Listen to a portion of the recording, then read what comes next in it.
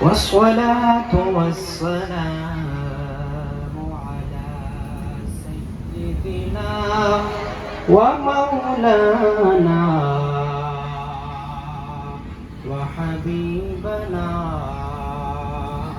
وسندنا أجمعين.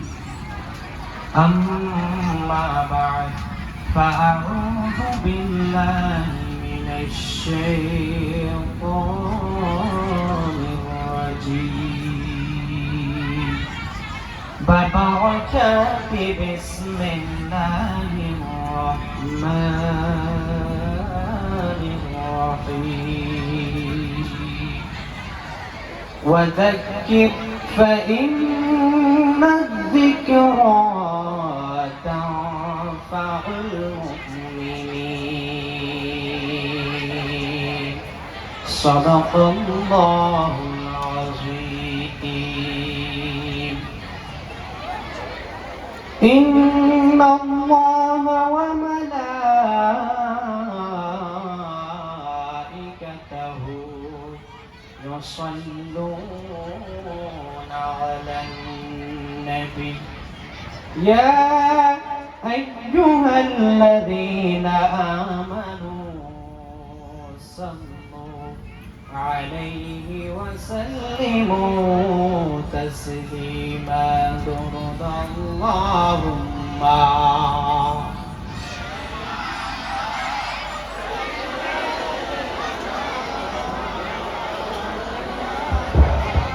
নারে তাকবীর, নারে রিসালাত,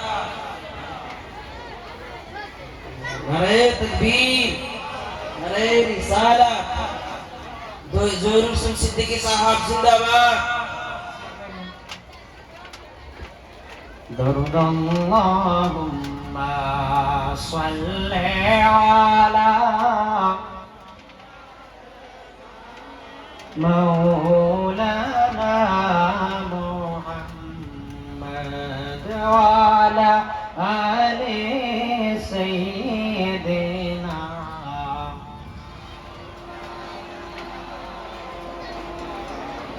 আল্লাহ যখন ছিল একা,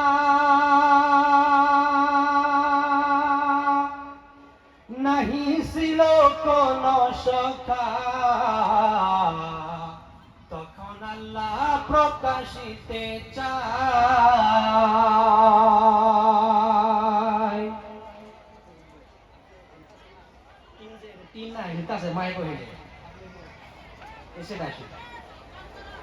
আল্লাহ যখন ছিল একা, নাহি ছিল কোন সখা, তখন আল্লাহ প্রকাশিতে চায়। আপন নূর হইতে খোদা হাবিবে নূর করলেন জুদা। আপন নূর হইতে খোদা হাবিবে নূর করলেন জুদা। চশমারিল ইশকের দরিয়ায় গো মুসলমান, কর দরদ নবী মুস্তাফায়, কর দরদ নবী মুস্তাফায় গো মুসলমান, কর দরদ নবী মুস্তাফায়। একটু মহব্বতের সঙ্গে আমার সাথে বলেন, আজকের এই মাহফিলে বসে আপনাদের নবীর দরুদ শরীফ পড়ে ভালো লাগে না খারাপ লাগে? আমি এই আওয়াজে মানি না। যদি আমার সাথে একমত থাকেন তাহলে দুহাত তুলে বলেন, আপনারা নবীর দরুদ শুনে রাজি না খুশি? রাজি? আপনারা খুশি? মাশাআল্লাহ। প্রিয় মুসলমান, আমি বলবো, যেই নবীর অন্তরে, মানুষের অন্তরে, যেই গোলামের অন্তরে নবীর ভালোবাসার দরুদ পড়তে জানে না, যেই নবীর অন্তরে, যেই গোলামের অন্তরে নবীর মহব্বতের সাথে দরুদ পড়তে জানে না, আমার আল্লাহ বলে, যেই ব্যক্তি দরুদ শরীফ পড়বে না, তার কোনো ইবাদত আমি আল্লাহর দরবারে কবুল হবে না। এবার বলবেন এত ছোট মানুষ আপনি কেমন কথা কেমন করে বলেন? আমি বলবো আমি এই কথা আমার ঘর থেকে বলি না। আল্লাহর হাবিব তো জাহানের বাদশা বলেন, ইন্নাদ দুআ মাওকুফুন বাইনাস সামাই ওয়াল আরদ লা ইয়াসআদু মিনহু শাইউন হাত্তা তুসাল্লিয়া আলা নাবিয়্যিক। সূরা করে বলেন আল্লাহু আকবার।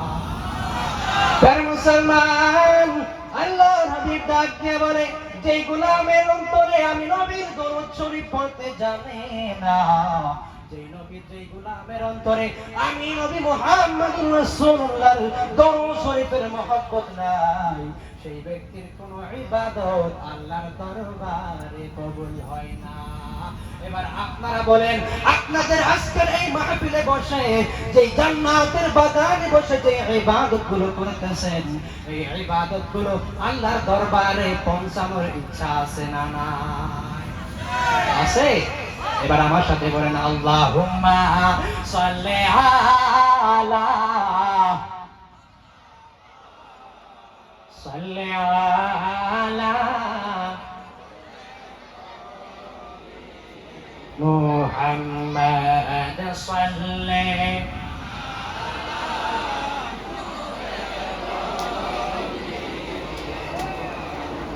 মহান আল্লাহ রাব্বুল আলামিন পবিত্র কালামুল্লাহ শরীফের মধ্যে ডাক দিয়ে বলেন, ওয়াযাক্কির ফাইন্নায যিকরা তানফাউল মুমিনিন।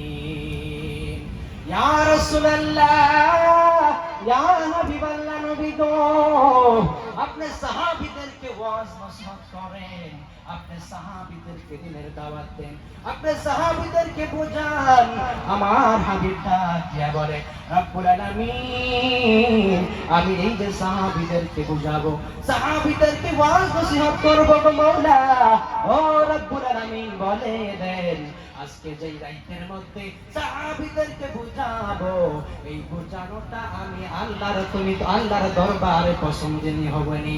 আমার আল্লাহ বলে, ও নবীজি, আপনি বলে দেন, যে ব্যক্তিরা আপনি নবীর নসিহত শুনবে, যে ব্যক্তিরা আপনি নবীর মহব্বতের ভালোবাসার কথাগুলো শুনবে, আমি আল্লাহ বলে দিলাম, তানফাউল মুমিনিন, তারা দুনিয়ার মধ্যে সবচেয়ে বেশি লাভবান হবে। বলেন সুবহানাল্লাহ। আল্লাহর হাবিব তো জাহানের বাদশা মসজিদে নববীর ভিতরে তাশরীফ নিয়ে আসেন। আসার পরে দেখেন দুই দল মানুষ, একদল মানুষ আল্লাহর জিকির আজকারের ভিতরে দুয়ার ভিতরে মশগুল হয়ে আছেন, আরেক দল মানুষ দেখা যায় কোরআন শরীফ তেলাওয়াত করতেছেন, কোরআন শরীফের নলেজকে হাসিল করতেছেন, কোরআন শরীফের ইলম দ্বীনকে শিক্ষা করতেছেন। আমার নবী ডাক দিয়া বলে, দুই দল মানুষ তুই ভালো, দুই দল মানুষ তুই সুন্দর, কত সুন্দর করে আল্লাহর জিকির করে, কত সুন্দর করে নবীর মহব্বতে বসিয়া আমি নবীর ওয়াজ করে শুনে, আমি নবীর নসিহত করে শুনে, আবার কোরআন তেলাওয়াত করে, আবার আল্লাহর জিকির আজকার করে, আবার ইলম দ্বীন শিক্ষা হওয়ার চেষ্টা করে। এই হাদিসের মধ্যে দুই দল মানুষকে আমার রাসূলুল্লাহ সাল্লাল্লাহু আলাইহি ওয়াসাল্লাম জিকির করেছেন। একদল মানুষ হইল যারা মসজিদে নববীর ভিতরে আল্লাহর দোয়া জিকির আজকারের ভিতরে মশগুল ছিলেন, আরেকদল মানুষ যারা নবীর কোরআন শরীফকে শিখতেছিলেন, কোরআনের নলেজকে হাসিল করতেছিলেন। আমার নবী ডাক দিয়ে বলেন, দুই দল মানুষই তো সত্যি, দুই দল মানুষ তোই ভালো, কিন্তু ভালোর মধ্যে থেকেও একদল মানুষ একটু বেশি ভালো। বলেন সুবহানাল্লাহ। এবার বলে, হুজুর আপনি বললেন দুই দল মানুষই ভালো, আবার এই দুই দল মানুষ থেকে কোনটা বেশি ভালো? আমার নবী ডাক দিয়ে বলে, ও সাহাবীরা রে, ও সাহাবায়ে রাতের অন্ধারে শোনো শোনো শোনো, আমি হাবিব বলে দিলাম গো, আল্লাহর জিকির করা, আল্লাহকে মনে করা, আল্লাহর ইবাদত করা এটাও ভালো, কিন্তু যারা আমি নবীর নসিহত শুনে, আমি নবীর ওয়াজ শুনে যারা মসজিদে নববীর ভিতরে এই যে গভীর রাতে জায়গা জায়গা তোমরা ইলমে দ্বীন শিখতাছো, কোরআন শরীফ তেলাওয়াত করতেছো, তারা একটু বেশি গুরুত্বপূর্ণ আমল করতেছেন, এই জন্যই বোধহয় তারা বেশি ভালো। বলেন সুবহানাল্লাহ। বাবা, কোরআনের আওয়াজ শুনে, কোরআনের আওয়াজ শুনে, কোরআনের কথা শুনে, কোরআনের বক্তব্য শুনে আপনাদের ভালো লাগে না খারাপ লাগে? একটু জোরে বলেন, ভালো লাগে না খারাপ লাগে? প্রিয় মুসলমান, আল্লাহ রাব্বুল আলামিন যখন মানব জাতিকে পৃথিবীর জমিনে সৃষ্টি করলেন, এই মানব জাতিকে সৃষ্টি করার পরে এই মানুষদের হেদায়েতের জন্য, এই মানুষদের কল্যাণের জন্য, দ্বীন ইসলামের তাবলীগ করার জন্য, এক কথাই বলতে গেলে এই সমস্ত মানুষদেরকে জাহান্নামের রাস্তা থেকে বাঁচিয়ে জান্নাতের রাস্তায় নিয়ে আসার জন্য যাদেরকে আমার আল্লাহ রাব্বুল আলামিন পাঠাইছেন তাদেরকে বলা হয় আম্বিয়া, রাসূল এবং নবী। বলেন সুবহানাল্লাহ। পৃথিবীর জমিনে সমস্ত আম্বিয়া কেরাম আসলেন, নিজের নিজের সময় মতন দাওয়াতে তাবলীগ করে ইসলামকে প্রচার করে পৃথিবীর থেকে বিদায় নেন। যখন কিন্তু আমার আপনার নবী দো জাহানের বাদশা রাহমাতাল লিল আলামিন যখন পৃথিবীর জমিনে আসিলেন, আমার আল্লাহ রাব্বুল আলামিন বলেন, মা কানা মুহাম্মাদুন আবা আহাদিন মির রিজালিকুম ওয়ালাকিন রাসূলুল্লাহি খাতামান নাবিয়্যিন। জোরে বলেন আল্লাহু আকবার।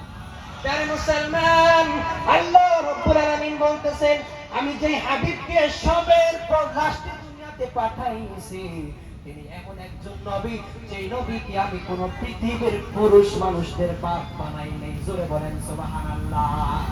এবার আপনারা জিজ্ঞাসা করতে পারেন, হুজুর আমার নবীর তো 4টি সন্তান ছিল, আবার পুরুষদের বাবা কেমন করে হইলেন না? এই আয়াতের ভিতরে সমস্ত মুফাসসিরিন কেরাম বলেন, আয়াতের মধ্যে যে রিজাল শব্দটি ব্যবহার করা হয়েছে, এই রিজাল শব্দের অর্থ হইল পুরুষ মানুষ।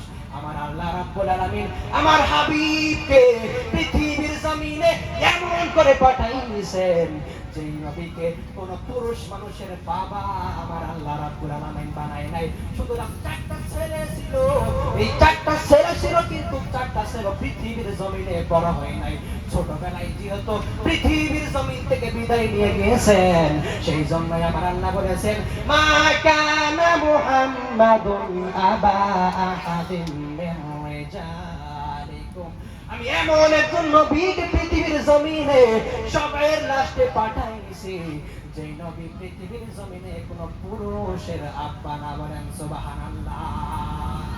এবার জিজ্ঞাসা করতে চাই, যত মানুষ এই জায়গায় বসে আছেন আপনারা বলেন, যে মানুষ কোন মানুষের বাবা হতে পারলো না, সেই মানুষকে যারা নিজের মতন ভাই বলে ডাকে, তাদের ঈমান আছে না গেছে? জোরে বলেন, গেছে না আছে?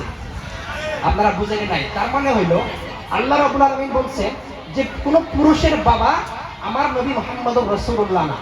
যদি কোন পুরুষের বাবা না, তাহলে আপনার আমার মতন পুরুষের ভাই কেমন করে হয়, চাচা কেমন করে হয়, আমাদের মতন মানুষ কেমন করে হয়? প্রিয় মুসলমান, পৃথিবীর জমিনে অনেক মানুষ পাইবেন যারা নিজেকে অনেক বড় ভাবে, এত বড় ভাবে যে যারা পৃথিবীর জমিনে থেকে দাওয়া করে বসেন যে আমার নবী রাহমাতাল লিল আলামিন। আমার আল্লাহ রাব্বুল আলামিন যেহেতু কোন পুরুষের বাবাও বানায় নাই, কোন পুরুষের চাচাও হইতে পারে নাই, কোন পুরুষের ভাইও হইতে পারে না, এখন যারা বলে আমার নবী আমাদের বড় ভাইয়ের মতন, খোদার কসম করে বললাম, এই বিয়াদবির কারণে, এই গুস্তাখির কারণে তাদের সমস্ত আমলনামা ধ্বংস হয়ে যাইবে, তাদের ঠিকানা নিঃসন্দেহে জাহান্নাম। জোরে বলেন কথা ঠিক না বেঠিক? আর জোরে বলেন ঠিক না বেঠিক? প্রিয় মুসলমান, মহান আল্লাহ রাব্বুল আলামিন বললেন, এমন একজন নবীকে পাঠাইলাম যিনি সর্বশেষ নবী, ইনার পরে কোন নবী পৃথিবীতে আসিবেন না, কোন রাসূল পৃথিবীতে আসবেন না। এই যে আমার নবীকে আমি সর্বশেষ নবী বানাইয়া পৃথিবীর জমিনে পাঠাইলাম, আমার আপনার নবী যখন পৃথিবীতে আসার পরে 63 সাল জিন্দেগি কাটানোর পরে যখন পৃথিবীর জমিন থেকে বিদায় নিয়ে যান, তখন আমার আল্লাহ রাব্বুল আলামিন বলেন, হাবিব গো, আপনি তো পৃথিবীর জমিন থেকে এখন চলে যাইবেন, কিন্তু আপনি চিন্তা করবেন না, আপনি তো বাবা চিন্তা করবেন না, এই মানুষদের হিদায়াতের জন্য আপনাকে পাঠাইছিলাম, কিন্তু আমি এই হিদায়াতের জন্য দুইটি জিনিস এখনো পৃথিবীর জমিনে রেখেছি।